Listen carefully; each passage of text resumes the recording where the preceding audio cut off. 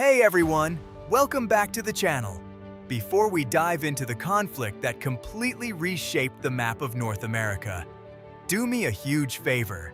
Smash that subscribe button, follow us on our socials, like this video, and share it with your fellow history buffs. Your support keeps this channel alive and allows us to keep bringing you these deep dives. All right, let's head back to 1846.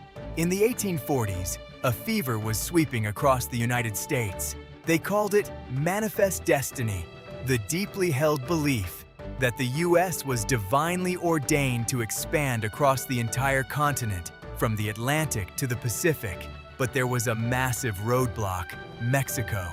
The tension boiled over when the U.S. annexed Texas in 1845. Mexico, which still viewed Texas as a rebellious province, was furious. To make matters worse, a dispute erupted over the actual border. The U.S. claimed it was the Rio Grande. Mexico argued it was the Nueces River, much further north. President James K. Polk sent American troops directly into this disputed zone. It was a calculated gamble. On April 25, 1846, Mexican forces crossed the Rio Grande and clashed with U.S. troops. Polk had his excuse. He declared to Congress that Mexico had shed American blood upon American soil. War was officially on. The U.S. launched a three-pronged strategy to strike fast and hard. First, General Zachary Taylor led forces into northern Mexico, winning key, brutal victories at Palo Alto and Monterrey. Taylor became an overnight hero to the American public, known for his rough-and-ready style. Meanwhile, the U.S. Navy and smaller Army units moved west, easily securing New Mexico and supporting American settlers in California, who had already launched the Bear Flag Revolt. Within months, the vast northern territories of Mexico were firmly under American control.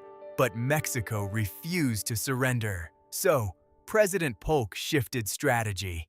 He ordered General Winfield Scott to pull off the first major amphibious landing in U.S. military history. Scott's forces landed at Veracruz and began a grueling, bloody march toward Mexico City, mirroring the historic route of Hernán Cortés. By September 1847, General Scott reached the gates of Mexico City.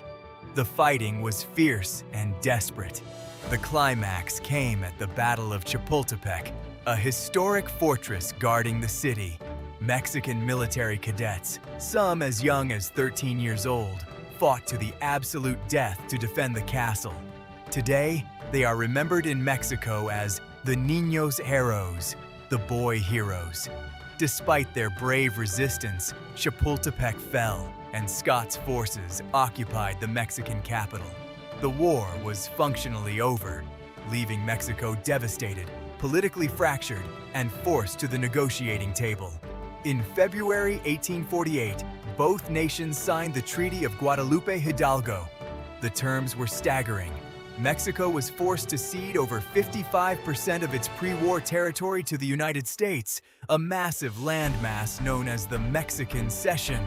This gave the U.S. what would become California, Nevada, Utah, most of Arizona, and parts of New Mexico, Colorado, and Wyoming.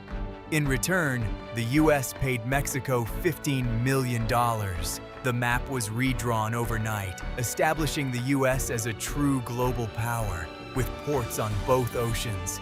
But this massive victory came with a hidden fuse. The newly acquired lands immediately reignited a fierce, toxic debate over whether slavery would be allowed to expand into the West. Ultimately, the Mexican-American War served as the ideological runway that launched the United States directly into its own catastrophic civil war. Thanks for watching, and we'll see you in the next chapter of history.